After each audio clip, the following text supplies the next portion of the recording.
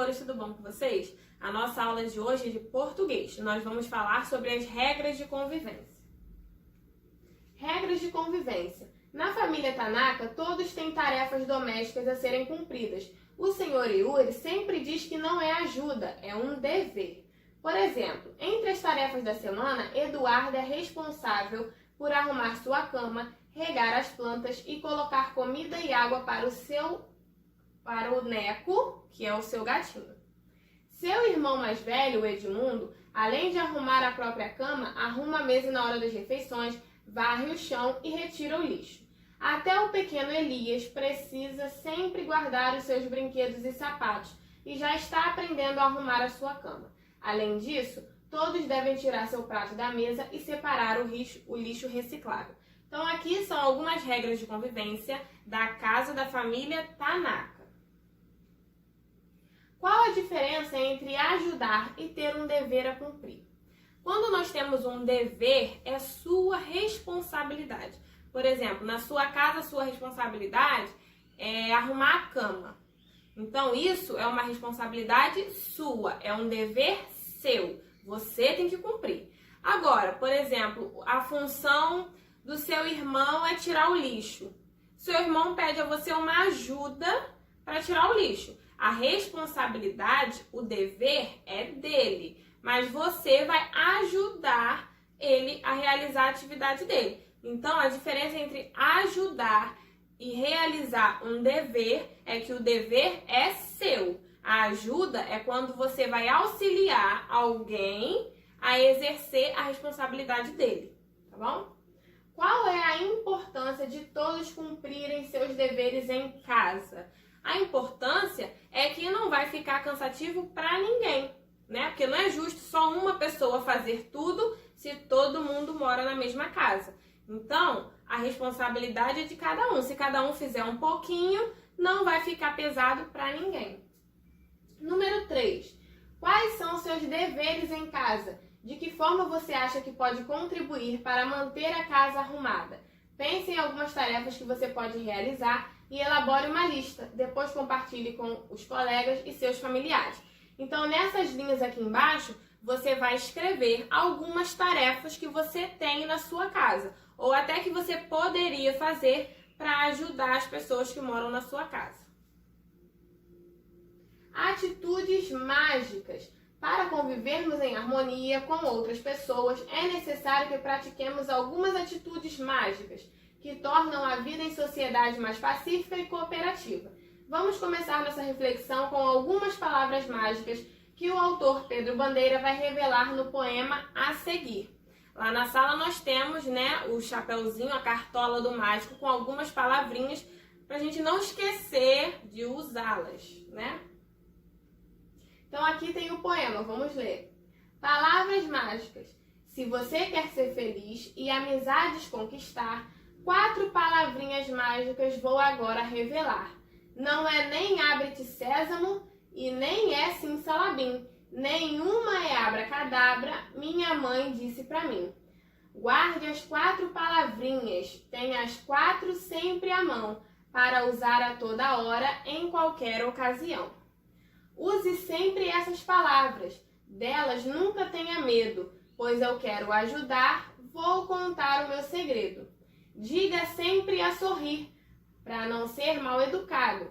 Com licença, me desculpe, por favor e obrigado. Acredite no que eu digo, pois comigo funcionou. São palavras de uma fada, foi mamãe que me ensinou. Então são algumas palavrinhas mágicas que nós devemos usar para sermos gentis com as outras pessoas. Número 1. Você conhece as palavras abre-te sésamo, simsalabim e abracadabra? Vocês conhecem? São palavrinhas usadas normalmente por mágicos, Quando eles vão fazer alguma mágica, eles usam essas palavras. Quais são as verdadeiras palavras mágicas reveladas pelo poeta? Para que elas servem? Quais foram as palavrinhas mágicas que eu acabei de ler lá no poema? Com licença, por favor, me desculpe e obrigado. E para que elas servem? Elas representam a boa educação. Nós mostramos que somos educados quando utilizamos essas palavras com as pessoas. Número 3. Vocês conhecem outras palavras mágicas importantes para o nosso dia a dia? Existem várias, né? Vou dar algumas dicas para vocês, ó. Bom dia, boa tarde e boa noite. Também são palavrinhas mágicas, também são palavrinhas que mostram que nós temos educação. Quantos versos e quantas estrofes o poema tem? Vocês vão voltar lá no poema que eu li e vão identificar quantos versos e quantas estrofes. Os versos são as linhas, então você vai contar quantas linhas tem o poema. E estrofes é o conjunto de versos, são aqueles conjuntinhos de frases. Você vai contar quantos conjuntinhos tem, são as estrofes. Quantas linhas tem, são os versos. Então, depois que você contar, você vai conferir se você acertou. Aquele poema tem 6 estrofes e 24 versos. Você já viu, no capítulo 2 você aprendeu que verso é cada linha do poema e que estrofe é um conjunto de versos. Um poema pode ter uma ou mais estrofes, a rima é a combinação de sons no final de uma palavra. Então isso aqui a gente já aprendeu na sala, né? Só relembrei agora vocês. As consoantes e as vogais de algumas palavras do poema lido foram separadas. Usem as letras móveis para descobrir as palavras. Depois registrem cada palavra no espaço indicado. Aqui tem algumas palavrinhas. Elas foram separadas da seguinte forma. De um lado as vogais, do outro lado as consoantes. Você vai misturar as vogais com as consoantes e vai descobrir quais são as palavrinhas que estão escondidas aqui. Depois que você descobrir, você vai escrever. Número 2. Circule as sílabas que se repetem nas palavras a seguir. Você vai circular as sílabas que estão sendo repetidas em várias palavras. Na palavra aqui, ó, vou ler primeiro todas as palavras, ó. Amizade, educado, gratidão, revelar, deveres, carinho, gatinho, veloz, rede, careca, participar e 9. Então, algumas sílabas estão se repetindo. Eu vou sinalizar para vocês com a setinha e você vai circular somente a sílaba, tá bom? Então, nesse caso aqui, você vai circular o D, amizade, o D com E, pode circular. Depois, ó, você vai circular o K, o Ti, o Vé, Dé, Cá, Ti, Vé, Dé, Cá, Ti e o Vé, tá bom? Não é para circular a palavra toda, é para circular somente a sílaba que a tia apontou ali, tá? Número 3. Veja a lista abaixo. A sílaba final das palavras da primeira coluna é igual à sílaba inicial das palavras da segunda coluna. Circule essas sílabas e ligue as palavras. A primeira coisa que você vai fazer. Aqui nós temos uma coluna com algumas palavras. Você vai circular a sílaba final da primeira coluna. Tá bom? Então você vai circular o pá, o fá, o a, o me e o bi. Você vai circular somente a sílaba final. Aqui na segunda coluna, você vai circular a sílaba inicial. A, bi, me, fá e pá. Depois que você circular, o que você vai fazer? Você vai olhar, essa palavrinha você circulou o pá.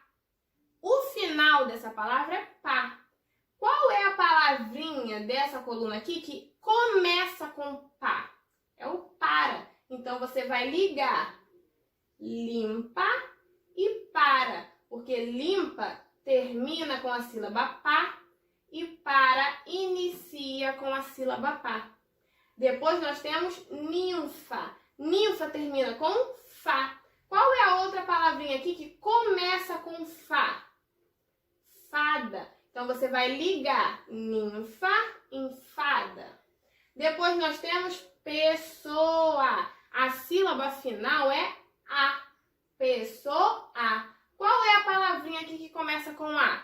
amor. Então você vai ligar. Depois nós temos a palavrinha nome. Nome termina com me. Qual é a palavrinha aqui que começa com me? Medo. Pode ligar.